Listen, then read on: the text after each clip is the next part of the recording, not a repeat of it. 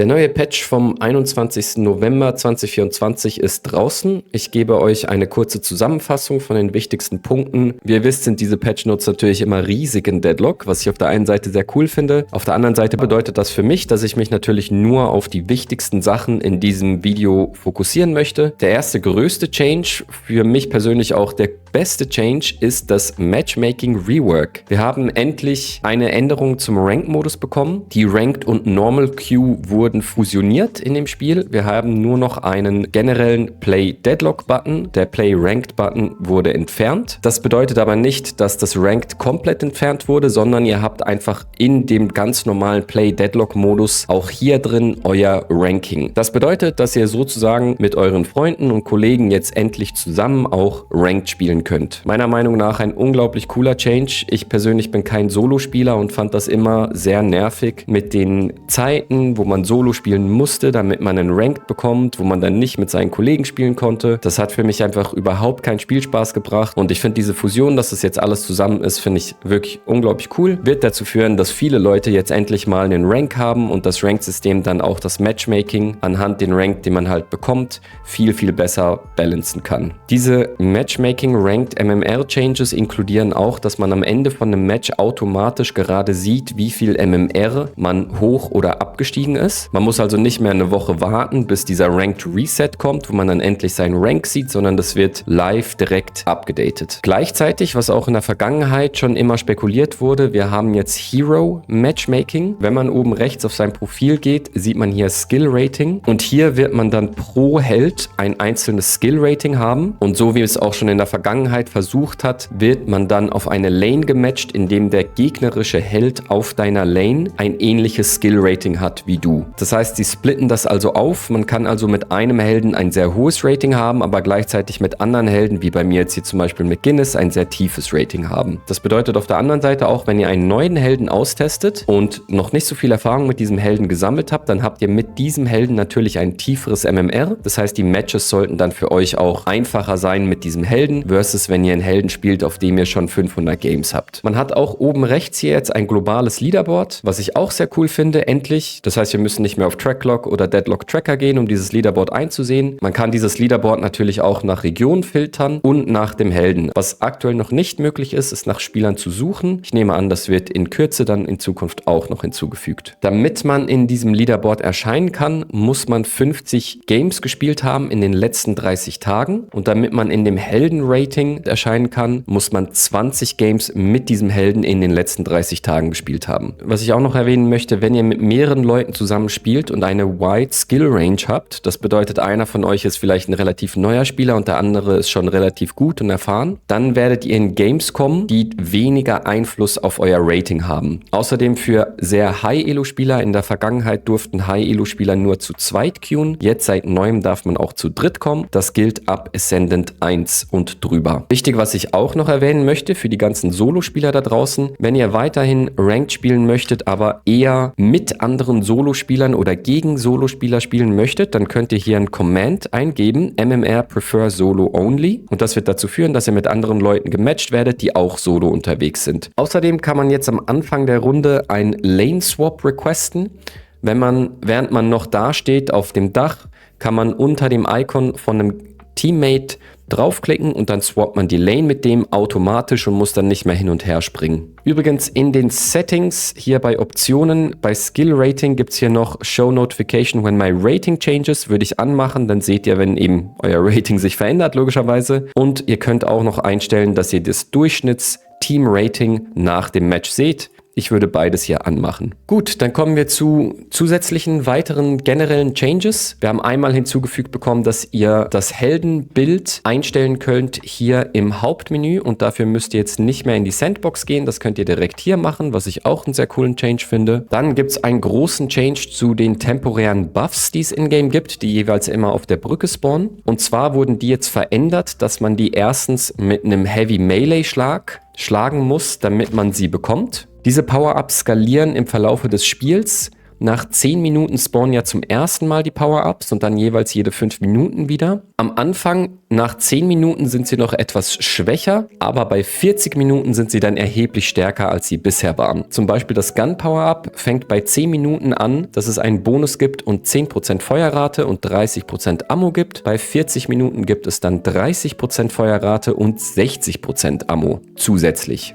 Das Survival Power-Up gibt bei 10 Minuten 250 Leben und 1% Max-Leben Regen, also Regenerationsrate. Und bei 40 Minuten gibt es 700 Leben und 1,5% Max-Health Regen. Casting Power-Up gibt neu bei 10 Minuten 20 Spirit Power und 15% Cooldown Reduction und endet bei 40 Spirit Power, was wirklich sehr viel ist, und 25% zusätzliche Cooldown Reduction. Und das Movement Power-Up, auch das wird sehr stark verändert. Das gibt ursprünglich jetzt 1 Stamina, 2 Sprint, 20% Stamina Regen und 40% Zipline Boost und endet bei 40 Minuten bei plus 4 Stamina, plus 4 Sprint, plus 50% Stamina Regen und plus 80% Zipline Boost. Wenn man jetzt den Rejuvenator Buff bekommt, dann sieht man links auch, dass man diesen Rejuvenator Buff hat und was durch diesen Rejuvenator Buff beeinflusst wurde. Dann werdet ihr wahrscheinlich merken, dass es einige Changes gibt zu den Sounds in dem Spiel. Die Voice-Overs wurden verändert, Ingame Sounds, Musik etc. und auch ein paar Visual Updates. Die gehe ich jetzt hier nicht im Detail durch. Dann gibt es wieder eine Veränderung zu den Seelen und zwar wie die Verteilung von Seelen funktioniert, wenn ihr zu zweit oder mit mehreren Leuten auf der Lane seid. In der Vergangenheit, ein paar Patches her, war es ja so, dass beide Spieler, die auf der Lane waren,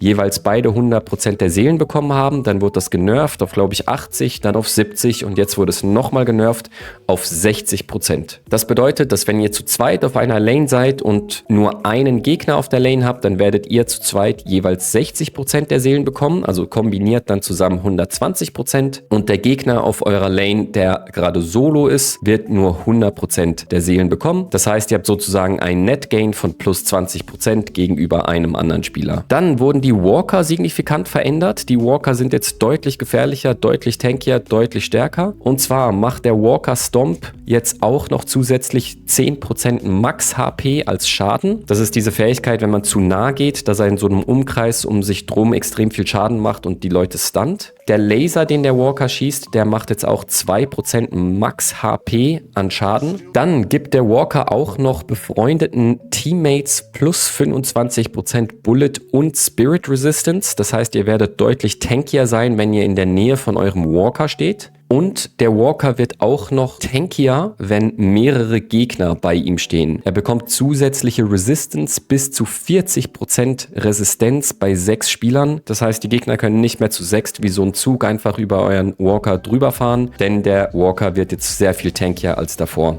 Zusätzlich haben auch noch die Walker in den beiden Middle Lanes deutlich mehr Leben als davor, nämlich 8000 anstatt 5800. Der Unlock des letzten Flex-Slots wird auch wieder mal verändert. Und zwar unlockt der jetzt, wenn ihr ein Set von Base Guardians zerstört und einen Shrine. Dann auch noch eine Veränderung zu den Respawns in dem Spiel. Und zwar war es in der Vergangenheit so, dass man bei 17 Minuten 40 Sekunden lang tot war und bei 30 Minuten 70 Sekunden lang tot. Passiert jetzt erst später in dem Spiel. Man ist erst bei 20 Minuten 40 Sekunden lang tot und bei 40 Minuten 70 Sekunden lang tot. Der Air Drag von den Ziplines wurde außerdem auch leicht verstärkt. Das heißt, wir haben weniger Movement, wenn wir von der Zipline runterkommen. Dafür gibt es aber ein Item Change, nämlich Superior Stamina, was jetzt auch hinzufügt, dass man gleichzeitig noch einen zweiten Walljump machen kann. Also ich glaube, die ganzen Movement-Enjoyer-Spieler werden trotzdem sehr viel Spaß haben mit dem aktuellen Patch. Ein Punkt, den ich auch noch hervorheben wollte, über den sich viele Leute in der Vergangenheit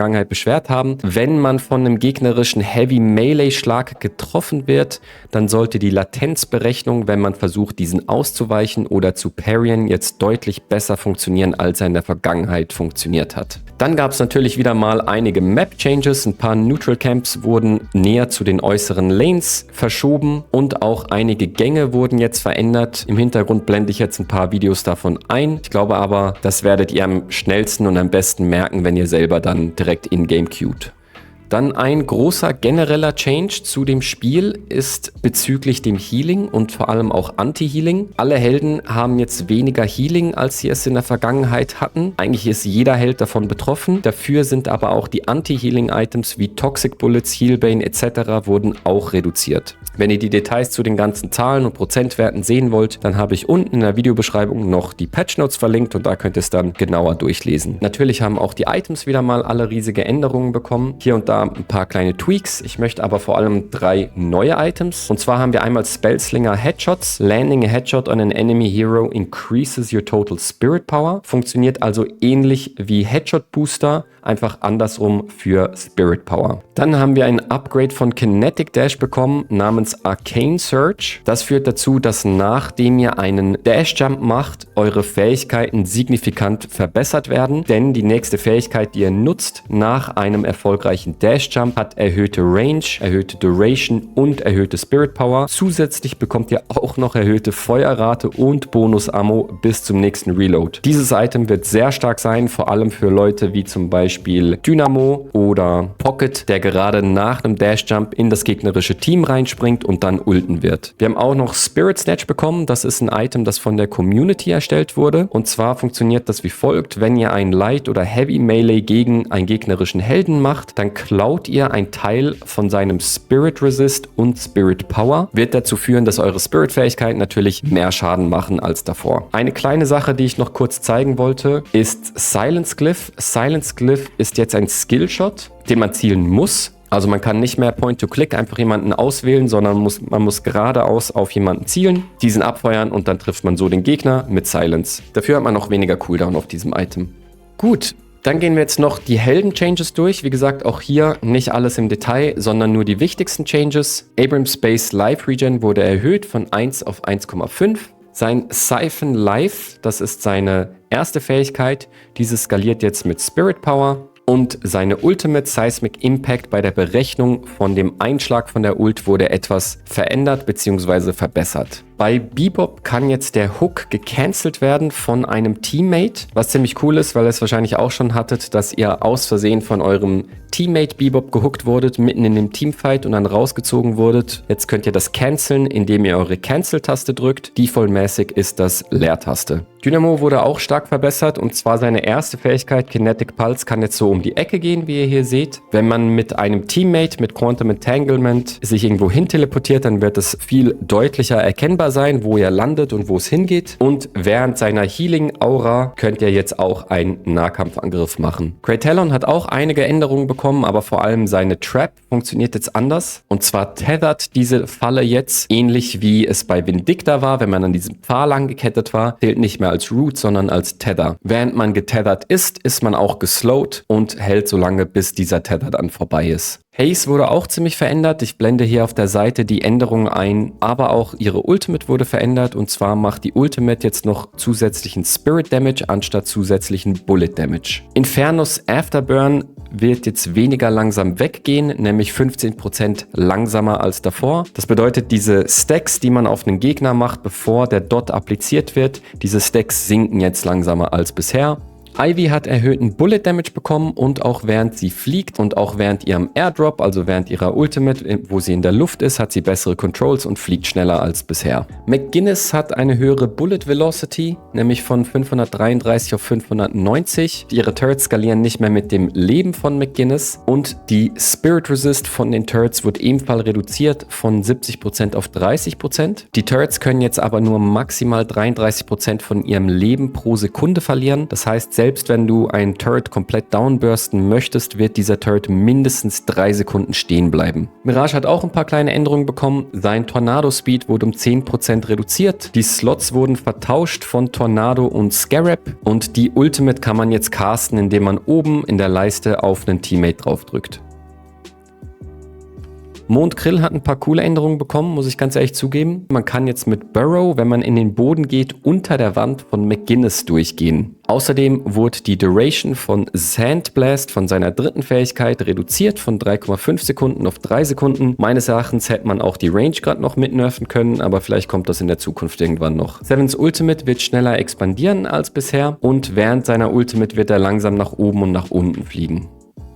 Schiff wurde ziemlich gebracht. Fast jede Fähigkeit von ihm ist jetzt deutlich besser als bisher. Unter anderem Cooldown von Serrated Knives wurde reduziert und man kann jetzt sogar auch mit dieser Fähigkeit Soul Orbs abschießen. Ziemlich cool. Vor allem im Early Game hat er jetzt weniger Cooldown auf seinen Fähigkeiten durch die Upgrades, die T2 und T3. Diese wurden aber dafür etwas genervt. Das bedeutet, dass er im Late Game ähnlich stark ist, aber vor allem im Early Game sollte er deutlich stärker sein als bisher. Gut, dann Vindicta Crow Familia wurde leicht verändert und zwar macht ihr Rabe jetzt, reduziert es die Spirit Resist von den Gegnern. Anstatt dass es auf T3 plus zusätzlichen Bleed und Anti-Heal gibt, gibt es jetzt minus 12 Spirit und Bullet Resist auf T3. Außerdem, wenn sie jetzt jemanden trifft mit diesem Pfahl, mit ihrem Stake auf der 1, werden die Gegner in die Mitte dieses Stakes vorerst reingezogen. Und auf T3 hat der Tether, also Stake, kein Disarm mehr, wie es in der Vergangenheit hatte. Viscos Puddle Punch, also seine 3, kann man jetzt parryen. Das hat ja generell sowieso schon immer als Nahkampfangriffe gezählt und deswegen kann man das jetzt auch parryen. Wardens Feuerrate Spirit Scaling wurde reduziert von 0,3 auf 0,25. Und sein Alchemical Flask, also seine 1, respektiert jetzt Line of Sight. Das bedeutet, wenn ihr irgendwo hinter einer Wand stehen würdet, wird es euch jetzt nicht mehr treffen. Außerdem bekommt er zusätzlich Resistenz, während er seine Ultimate castet von 50 auf 60%. Wraith wurde leicht genervt. Und zwar hat ihre Full-Auto-Fähigkeit jetzt nicht mehr als Basis Spirit Scaling, sondern erst ab T3. Auch während der Ultimate von Wraith werden die Gegner langsam nach oben und nach unten fliegen. Und dann, last but not least, haben wir Yamato. Yamato wurde auch genervt, muss ich ganz ehrlich zugeben. Auf der einen Seite, was ich sehr einen coolen Change finde, sein Power Slash konnte in der Vergangenheit ja teils durch Wände durchgehen und hat euch dann trotzdem getroffen. Das sollte jetzt deutlich besser funktionieren als in der Vergangenheit. Dafür, wenn Yamato ihre Ultimate castet, wird sie nicht mehr gehealt, sondern erst, wenn sie einen Gegner tötet. Während ihrer Ultimate wird sie 15% von ihrem Max-HP regenerieren. Das bedeutet aber, dass man die Ultimate jetzt deutlich früher casten muss, damit man nicht die Gefahr eingeht, dass man stirbt, direkt nachdem man die Ultimate gesetzt hat. So, das waren die Patch Notes. Ich hoffe, es hat euch gefallen. Falls ihr irgendwelche Guides zum Aiming oder Movement oder weiteren Sachen in Deadlock sehen wollt, könnt ihr auch gerne auf meinen Kanal gehen. Ich habe noch einige weitere Videos zu Deadlock gemacht. Dann wünsche ich euch viel Spaß im Spiel mit dem neuen Patch und wir hören uns beim nächsten Mal.